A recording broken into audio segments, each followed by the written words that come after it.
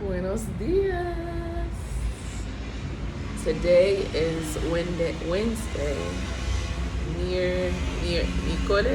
Miércoles. I'm trying. I am still in Havana. Very loud Havana and busy Havana in the morning, as you can hear. I am sitting on my Airbnb patio, just having some reflective moments. Here, I'm going to pan out so you can see what I'm looking at.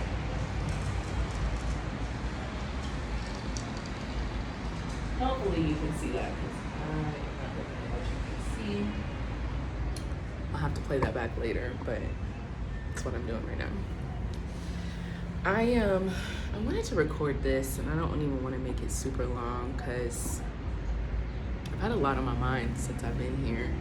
So if you don't know, I planned this trip for a while, and I got here Saturday late afternoon around like 4 something, and so I've been here now for a few days, more than a few days, and you know, what's happening here in Cuba is not at all what I had anticipated and expected.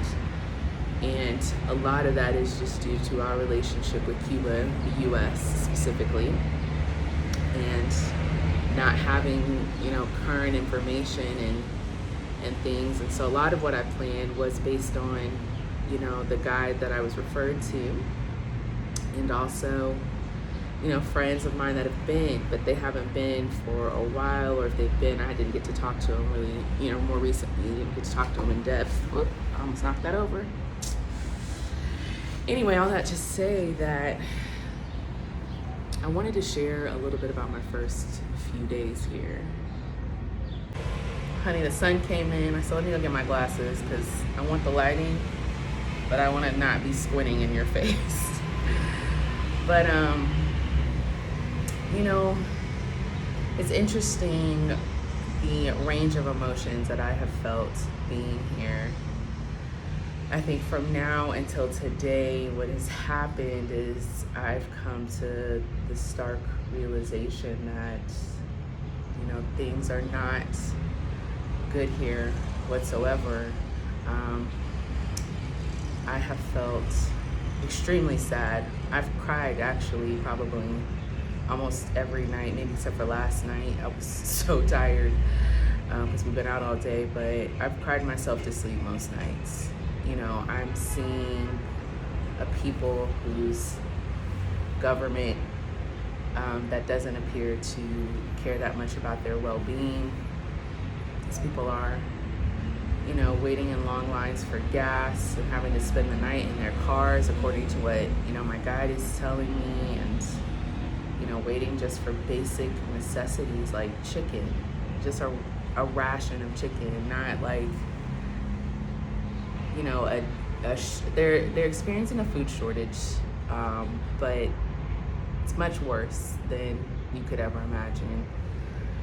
And what's been really interesting for me, with my guide particularly, his name is Andy, and he's 25. He is grown up here. He's Afro-Cuban, and we've become good friends. Like, we have a professional relationship because I am paying him for his service, but just because of the type of person that I am, we've been able to talk. I ask a lot of questions. I want to get to understand him and make him feel comfortable, being himself. So we've blurred that line a little bit, and I'm fine with that because, I have a better understanding of what his life is like, the struggles that are really happening here, and it's giving me new perspective. And then to be here in real time, he and I talked for probably over a month planning my trip, because there's a lot of things here, which I've talked about, but I will say again, that you have to plan for. Like, you can't use your US debit card here. Besides like getting the visas and all of that, there's definitely restrictions and things like that. Things you can't bring, things you can bring, or can't bring back to the US, like cigars as an example. and other stuff like that. You know, not quite sure what the Wi-Fi situation and cell service situation was like. You know, things like that, you know, that I had to do a lot of preparation for. So anyway, all that to say that I really want to talk about just what I'm seeing as I've been out. You know, I don't want to be the type of travel content person that just shows the good, because I think that's facetious. And you know, I always kind of like to show my journey and my story, but I also like to share what's really going on, you know. So you have the traveler, you know, coming behind me, has a realistic expectation of what's going on. And what's really interesting about Cuba, and what I'm really starting to understand, is that today's information, what I'm about to share with you right now, is going to change tomorrow.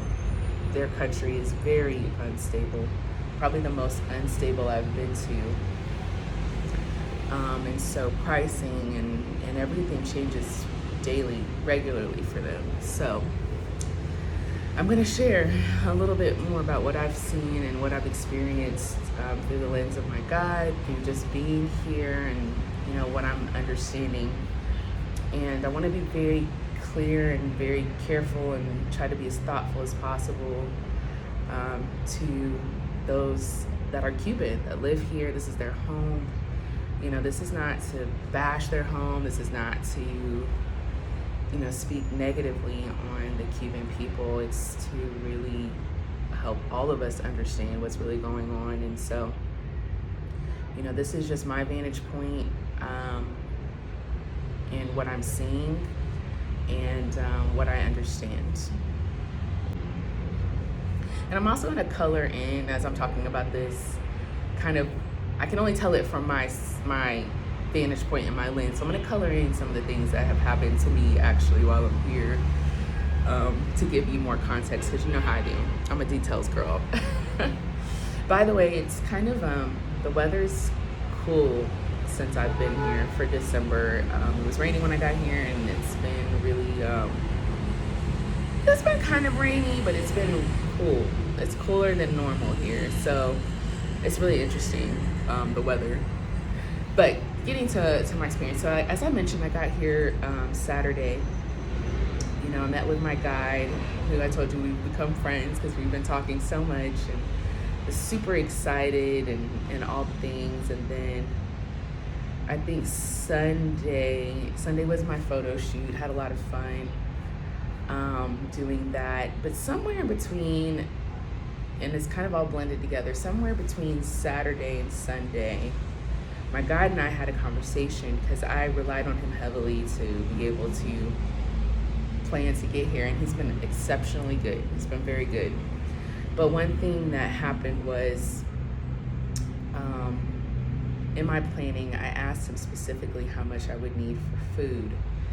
And we're calling it, he and I, a miscommunication, but my understanding of what I needed to bring as far as money for food was not at all what I needed to bring. So I technically did not have enough for what I thought, based on what I understood that he was saying I needed.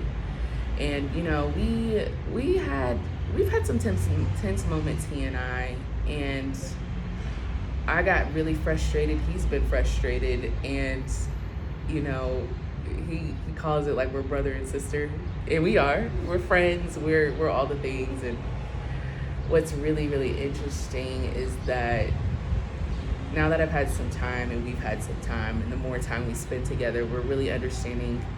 You know, he has good English, by the way, so he speaks English. He actually teaches, or was a teacher here, and was teaching kids English, but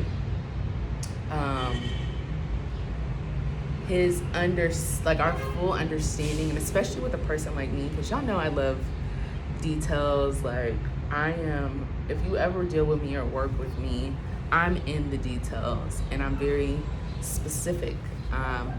When I'm planning something, or I'm doing something, or even working, like, I'm in the details, and I want all the information. I want to understand everything. I'm a clarifier. I am That's just my nature. So there's still a language barrier, and I don't think I understood that until I got here and spoke with him, that I'm like, okay, some of the things that he said that I took to be very specific were not specific. So, as mad as I was in the feelings that I was feeling, because, being transparent, I've had experiences in other countries, and just as a human, right? We're talking about humanness. I do have a fear of being taken advantage of. And it's a lot different when you're a solo traveler too, and a female solo traveler at that. Like, I enjoy solo travel a lot, but there is a lot to it as well. Women, just existing as a woman, doesn't matter your race on this one, but just existing as a woman in this world is difficult enough as it is. So add going to a new country with new cultures, then you're by yourself. So there's a vulnerability there. It's not that you're unsafe, but you are vulnerable. You're in a area where people know, oh, she's not from here. And then if you're in a country that may not be as well off as yours, right? It's like, So, I have a lot of armor. I'm guarded in a lot of senses. And I should be. Like, I'm not, knocking on my own self. I should be guarded. I should be, as we say, keeping my head on a swivel. Like, So I have that on, and so, to trust someone is not easy for me. And not something that I don't think anyone, solo female traveler, if you're thinking about doing it, you really shouldn't trust anyone. Let me just be honest with you. I think you really should be prepared for any situation, any circumstance, and leaning out, yielding out that trust, because you have to negotiate, you have to be able to get around, can look very nuanced. And I'll talk more about that maybe some other time, because I don't want to get too off track.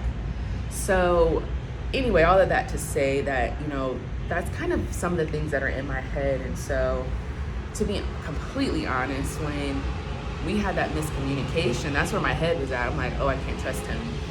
Oh, I'm really upset. Like, we're going back words for words, messages for messages, and talking about certain things. And even, I think it was Sunday or Monday, we were out, and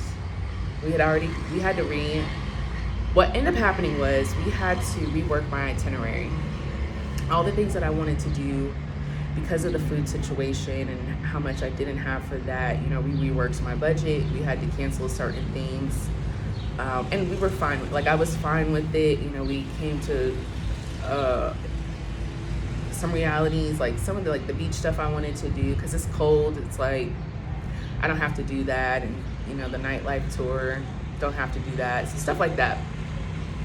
So we were able to work it out. We were able to work out the money. It was a little difficult. Like I said, we both felt some kind of ways about, whatever, but we had no choice, you know what I mean? So we did very well on that. Very proud that we worked together and everything was fine. And, we even had some other moments where, I felt like he was withholding information. I didn't say this is what's happening, but I felt like, because I need all the information. So especially when it comes to how much things cost or whatever, and, he'll say certain things a certain way, and then it's like there's something else to it. And so anyway, we're learning how to communicate like any two humans would. So it's not a knock on my guide or that I think he's bad. And that's what I think I love about travel as I'm talking about this, because in a really great way, it's helping me be a better human and be more understanding, and really take a step back and be like, okay, this is my own issue. It's me projecting, right? It's me projecting that I cannot trust Andy based on all of the things that I've been through and experienced. And that's It takes a real cool person, and I think I am that, to really step back and be like, I'm projecting, you know, I need to seek to understand, to really evaluate what's going on and realize that, you know, this may be me, this may not be him. And so as we've spent more time together and I'm, you know, kind of taking a step back and all the things, I'm realizing it is more me than it is him. And what I have come to find is that, you know, we've had I call it our lost in translation moments. So it's not that he's trying to be intentionally difficult. He is asking for me to trust him because it is his city, and he knows it's his responsibility to take care of me as I have paid for the service. And, you know, I'm learning how to do that in my way. And so as of today, present day, yesterday actually, you know, we had a fabulous day together. We had a couple moments, but I said, okay, you know, you're right, I can yada yada, you know, so we're working through it. And it's a beautiful thing. I think it's a beautiful thing when you can understand each other and grow and, you know, things like that. But so that's some context. I want to give context on that part so I can explain some other things as well. So as I just said, the tension has been the money issue, right? And so what's happened, and getting to what I'm seeing, and what's had me really crying, and I don't know if I'm going to be able to articulate this well at all, but I'm going to do my best. You know, as I'm getting to know Andy, him personally, like him being a local, and as we're going out, so Saturday night we went to some grocery stores. Yeah, I think I'll just start from what I saw from each instance. We went to, I think the first glimpse was we went to some grocery stores, and they weren't bare. The shelves were full, but they were very tiny.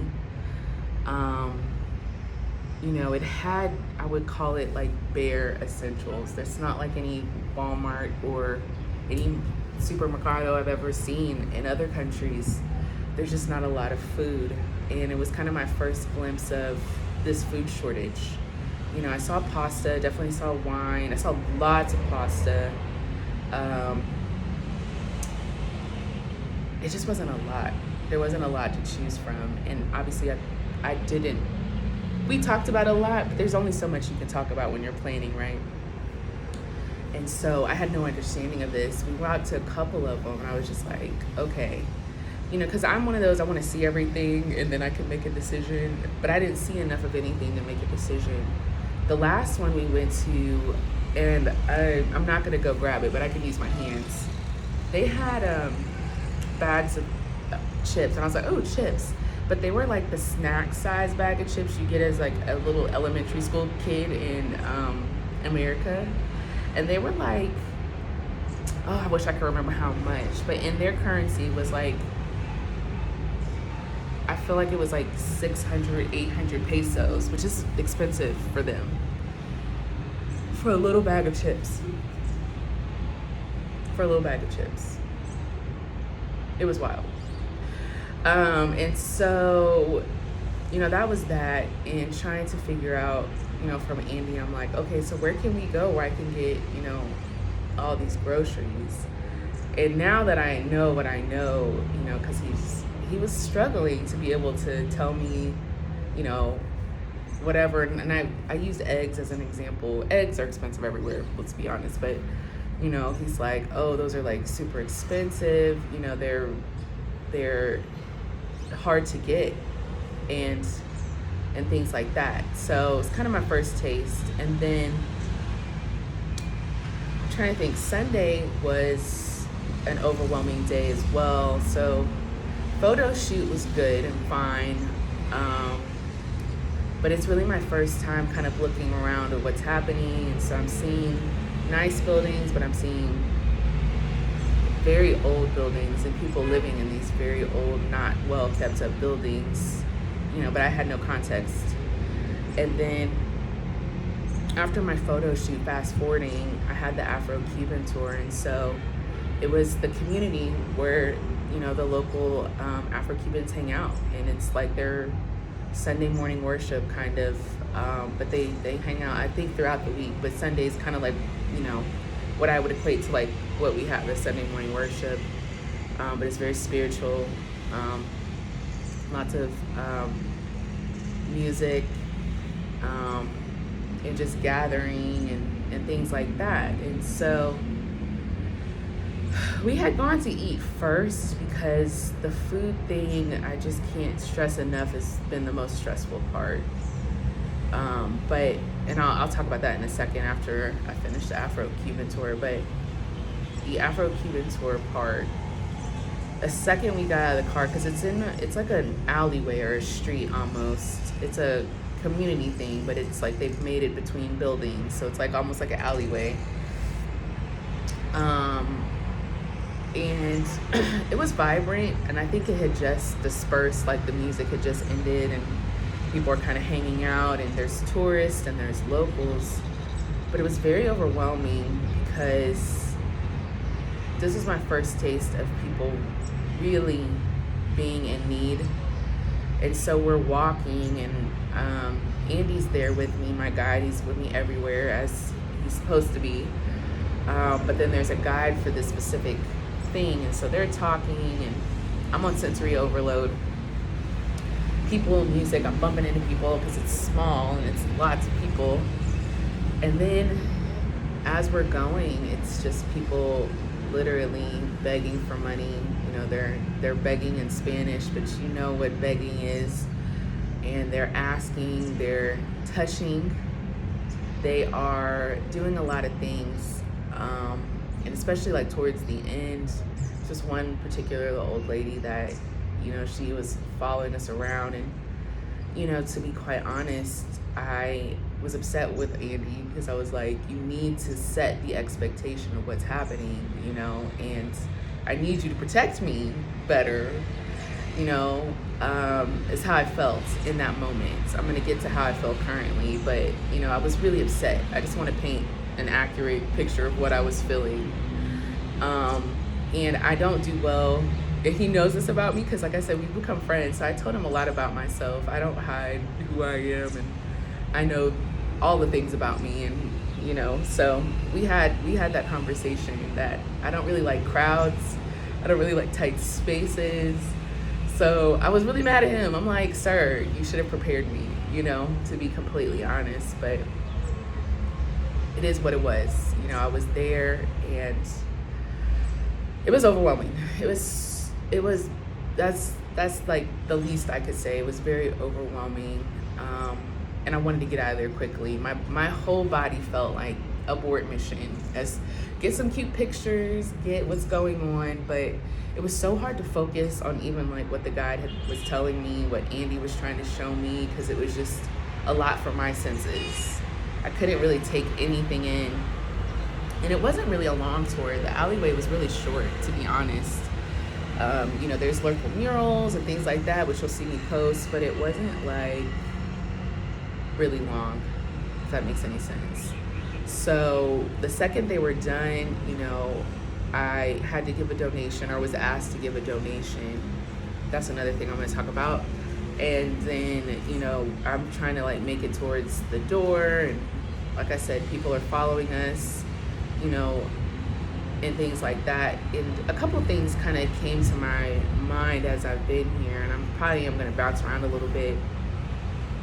You know, the way that I was dressed, that cute, colorful dress, like, I feel and can see very much that the Cuban people, like, they don't get a lot of, like, clothes is a luxury. Me and Andy have talked about that a lot. Clothes is a luxury. Anything with a brand, anything that looks new, like, is a luxury. They don't get it. They don't get it here. And so I look bright and shiny, and it's obvious. I mean, I've never felt like I've stuck out more than a sore thumb than here. And I'm not a flashy traveler. I think for here, I'm bright colors, as you've seen or will see, right? Because I wanted the brightness to pop with some of the photos I took. But I feel so uncomfortable because I feel so flashy, and I don't wear jewelry hardly. I've worn them for the photo shoots that I've had. I don't have watches. I don't have any of that stuff. But you know, I have a Converse fanny pack and I'm flashy. That makes sense for people who don't have anything. So all of that to say that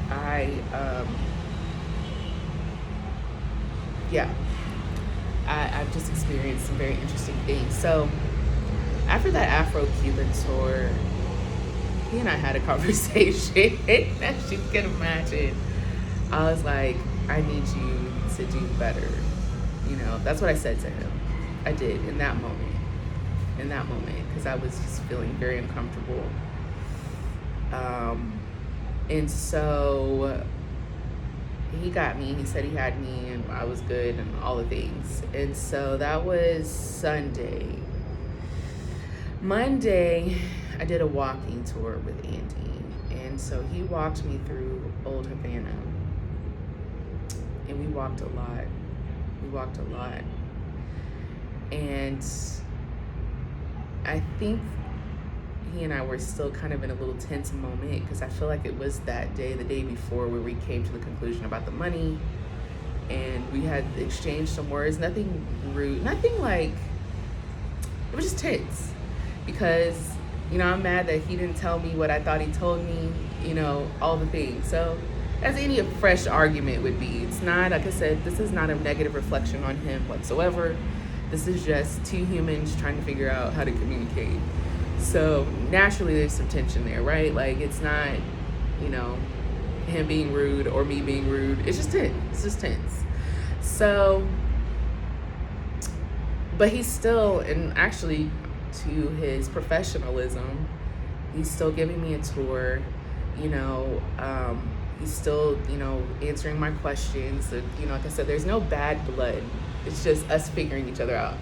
So, but I'm an empath. I feel everything. Let's just be clear. I feel everything. So anyway, all that to say that, you know, he's showing me things. I'm realizing and seeing a lot. And here's what I'm seeing. You know, I'm seeing, like I said, old buildings. He's like showing me, he's like, you can tell the difference between like these government buildings that the government is sponsored, and you can tell what's happening with the Cuban people. And he's right. Like, I'm seeing people think I want you to think like tornado, natural disaster, hurricane, what we see on the news when a building is like almost like wiped out, it's left half standing. People are living in buildings like this.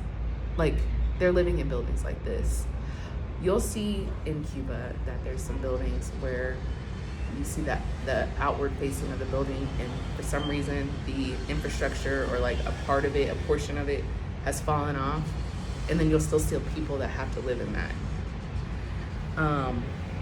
As we've driven, he's been showing me these lines. You'll see these people gathered in these lines of, like I said, trying to get chicken and gas and things like that. And it's just like, it's crazy. And yeah, so anyway, on this walking tour, I'm trying to think of what else was really kind of eye-opening for me, that I can't put it into words. I'm trying to think. I think it was just a continuation of understanding like what they were going through. I want to kind of skip to lunch, like food, because that's where I feel like I'm seeing it the most. So like, I've had lunches here because it's been really difficult trying to get groceries. Actually, I have a grocery delivery coming. Hold on 1 second. I'll be right back. Well, not my grocery delivery, but my mom just told me that my niece, I can say that now because by the time I post this, if I post it at all, the cat will be out of the bag. My sister-in-law wanted to know the sex of the baby, but my brother didn't, and he's convinced it's a boy, and it's cracking everyone up. But yeah, my niece should be born in the next few hours. So it is Wednesday, December 20th. Oh, congratulations to Marissa. Ooh. Anyway, um, so the food situation, I want to get back to that. As I said, there's a food shortage that I've come to understand. Didn't really know before I got here. And so when I eat out at these restaurants, he has to take me to particular places that are really designed for tourists because, we can't eat what they eat. I'm learning that meat is a luxury here. For them to get protein, as I said, just like the line for chicken, is really difficult. So it's scarce. And you'll see that a lot of the restaurants like that are empty because locals can't eat there. And, it's just not a lot of people that can. And meals are about like 20 so far, just so you're prepared. Meals for them. So let's talk about the currency. 1 USD in Cuba currently on the street, like if you exchange the dollars, because you don't want to exchange it with the government, they say, because you'll get much less for your dollar, which is also a problem, but it's about 200 pesos. So $1 is about 200 pesos. And if you take something like a local cab, and if you travel, you know this, like it changes, it varies on the street. So like a cab actually will equate $1 to 260 pesos as an example. So that's kind of what it is. Some of the restaurants I think are also like that. Try and make sure my groceries. So anyway, yeah, it's something like that. So a meal with meats and food is like, it's been roughly about somewhere around $20. And although I am in finance, I'm not doing that math right now. So 20 times 200 is what, 4,000 pesos? That's very expensive for them. It's very expensive for them. And so my guide can't eat with me in a lot of instances. It's not like situations where it's like, one restaurant we went to, and what I'm doing, because I need you to have the coloring in mind that I'm afraid I don't have enough money to be here, because remember, I can't get any cash out. We worked it out, but I'm still super conscious of my budget because of the situation. So I'm trying to ration out day by day, and again, we're working on how we communicate. So he's getting a lot better at communicating, like, this is what we're doing, and this is how much we could possibly need, blah blah blah, right?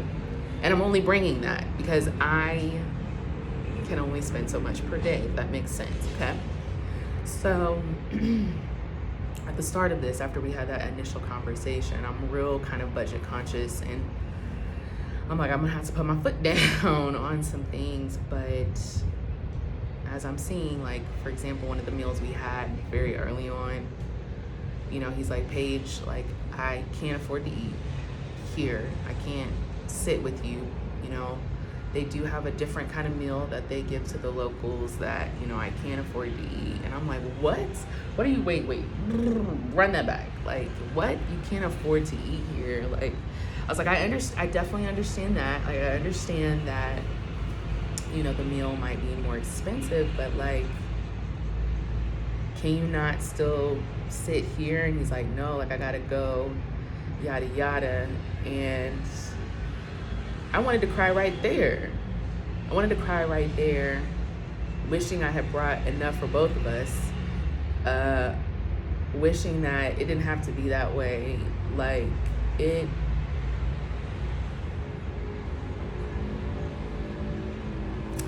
don't have words for that.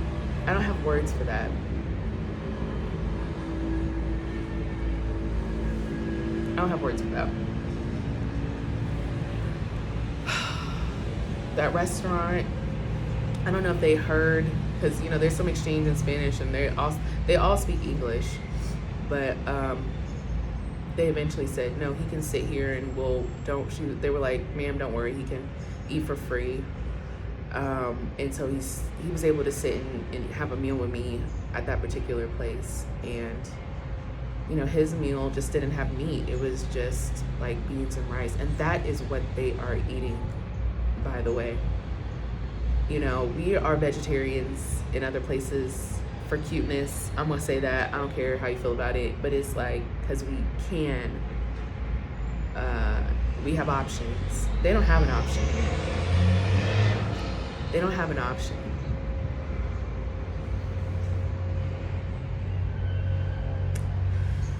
So that's what's happening.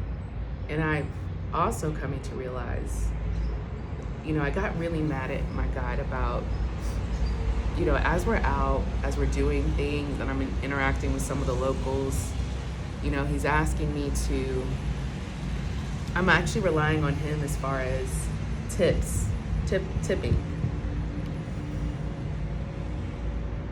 And we've had a rub there a little bit, but it's like, I'm coming to more of an understanding. But he's just like, you know, Paige, you gotta tip this, you tip that. And I think actually that was also another thing that I got into his butt about at first, because I'm like, Andy, I can't tip everybody. Like, I'm on a limited budget, you know? And just to give an idea, so I exchanged on the first day that I got here 100 USD worth of pesos, because I told him that's how I wanted to start, because I needed to understand how it all worked. And I didn't want to, because you can't exchange it back when you leave here, and you cannot leave with any pesos. So I wanted to start small, because we can always exchange more later. And I went through, like, in less than 2 days, that $100 worth of pesos. And that's actually how the conversation got started in the first place. Like, yo, I thought that this was supposed to last me a lot longer, and I only brought so much with me. What's happening? And that's where the whole breakdown happens. So yeah, that's where the whole breakdown happened, first of all. And I forgot that part of the story. So we had to really talk about it, and that's where he really broke down what's happening with food and how expensive it is, and expensive for them. If I had the right amount of money and I understood what I needed to bring, it wouldn't be an issue, just to be clear. But expensive, so when I say expensive, I'm talking about for the people that live here. So, and it is kind of, you know, 20 something for a meal. I would say that's probably, no, that's expensive for here, because our meals are a lot more in the US. I'm like, it's kind of comparable depending on what you eat in the US as well, but it's a different kind of expensive. So anyway, all that to say that the tipping has been a thing, and what I'm coming to the realization is that when you're doing these tours and you're out, and we're out as Americans, right? We're vacationing where they live. That's their chance to get food with their people, you know. And I've been describing it, I've only talked to maybe a few other people. It feels like a lot of pressure, and it's uncomfortable. Like, it is what it is. It's very uncomfortable, because it feels very much like I'm expected to save these people because I have the money and the dollars, the Dolores. And you know, Andy's like, we gotta tip this. Like last night we were having a good time with this live band, live music, and the place was empty. And I don't know if I don't think it's slow season, but maybe it is. It might be slow season for them. But it's empty, but they came on for us, and because I'm enjoying the music, you know, I'm expected to tip, which that's fine. But like, he's like, you need to give them each, 500 pesos each. And I'm like, sir, I only brought so much money with me. I cannot. We're having to have these conversations. I'm like, Andy, like, I get that you want me to tip them, but I can't save everybody. I can't. That's how I'm feeling. Like, I can't save everybody. I'm one woman, and I definitely understand better now what's happening. And he and I are getting better at communicating. He's like, you're right. I understand you only brought so much, and he understands too. So like I said, we're working on it. But yeah, it's this pressure when you go out. That's what I want you to understand, and why I'm recording this for myself. For anyone, how I share this is going to be interesting. But when you come here, if you come here, present day, what I'm saying today could change. It could get much worse. I'm praying to God it gets better, but it's a very stark reality. You're coming here for fun, and they want you to have a good time. Let me be also very clear. You can have a very good time in Havana, and it's not that it's been all bad. It's just been an adjustment. It's been much more than I understood and expected.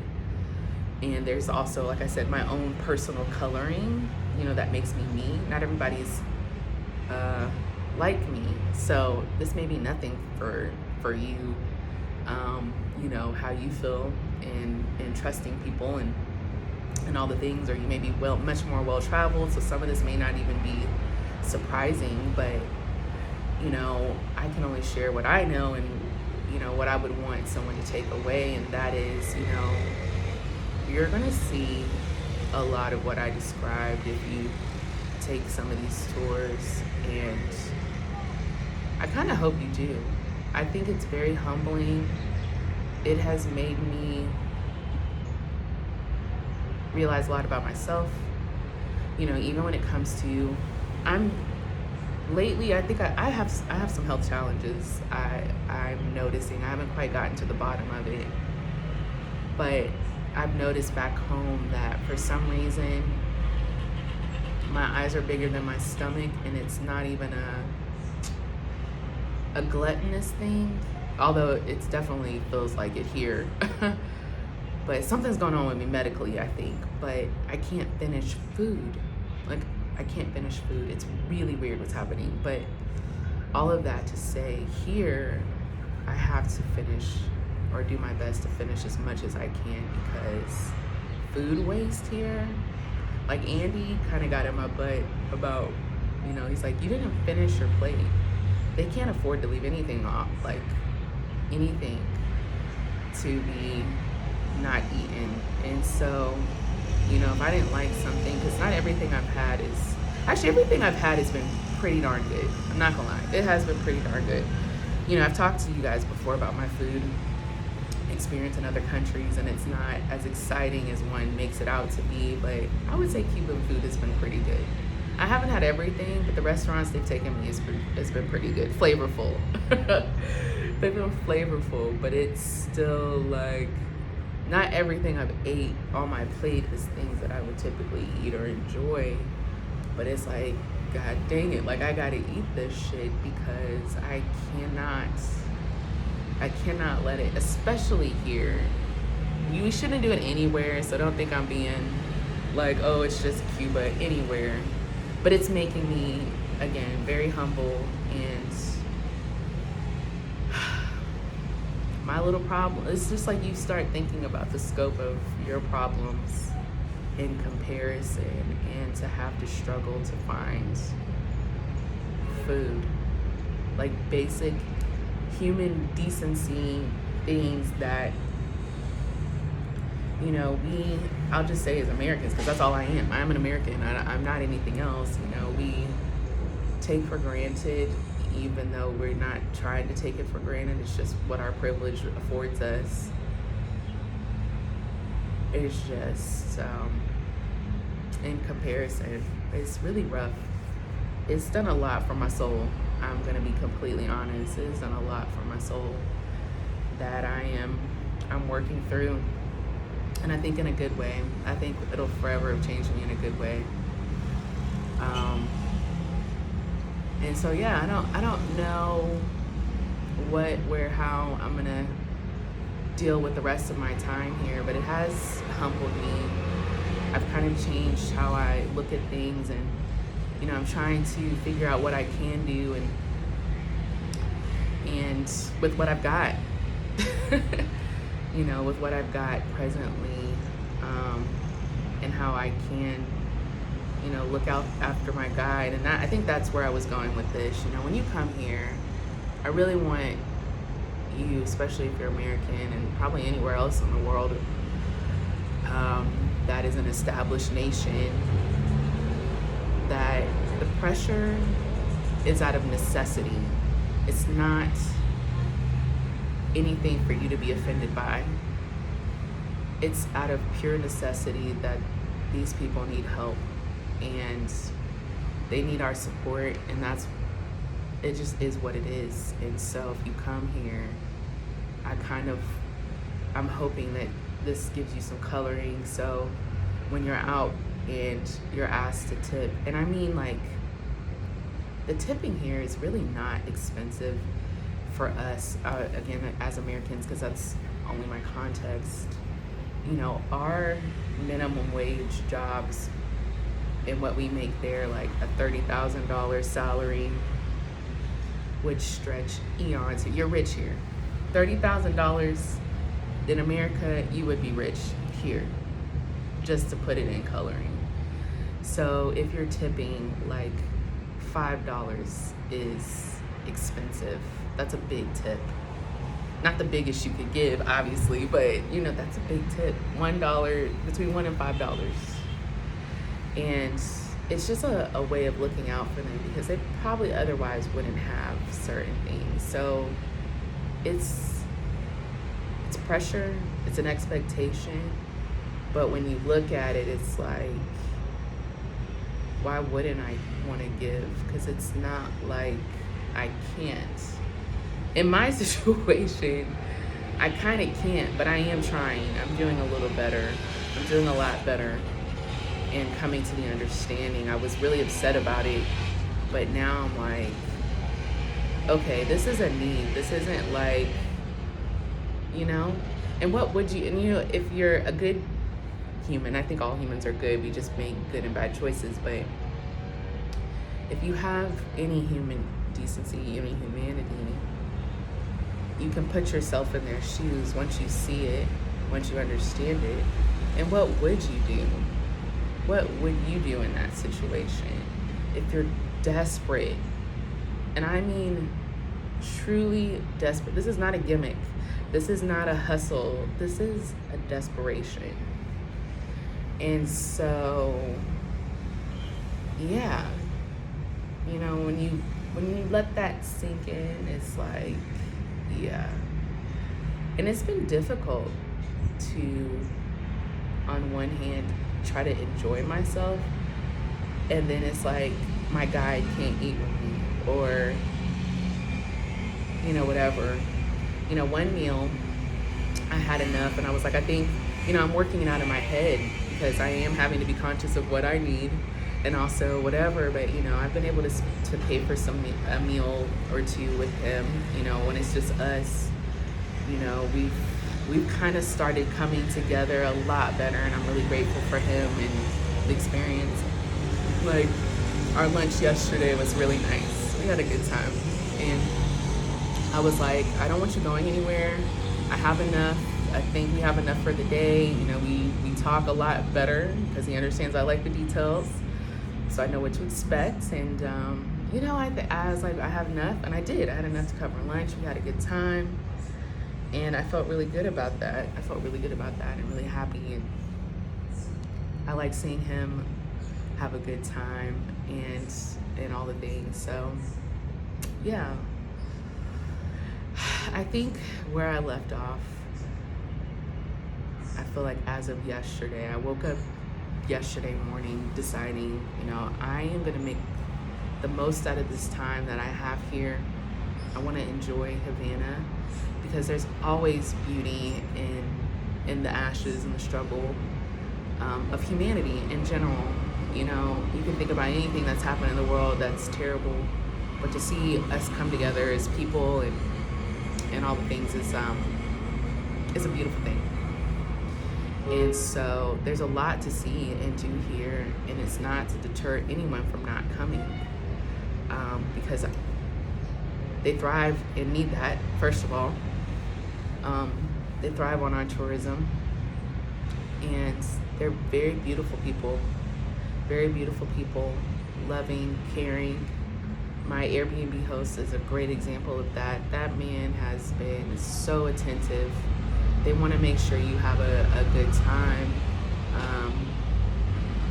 So yeah, it's been quite the experience, and I'm interested to see what happens the rest of my time. I still have a good 4 or 5 days, and I'm hoping to make the most of it. But I wanted to kind of share what was on my heart and what I've been experiencing so far and what's going on in Cuba. So yeah, I hope it's been eye-opening. I don't know how where I'm gonna put this, maybe YouTube or something, I don't know. But yeah, I wanted to share a little bit about that. So I will keep you posted. Stay tuned for more, whether it be my Instagram stories. I don't know when I'll post this. Maybe by the time it comes out, my Cuba adventures will be on my highlight reels, things like that. So anyway, stay tuned. Bye. Adios.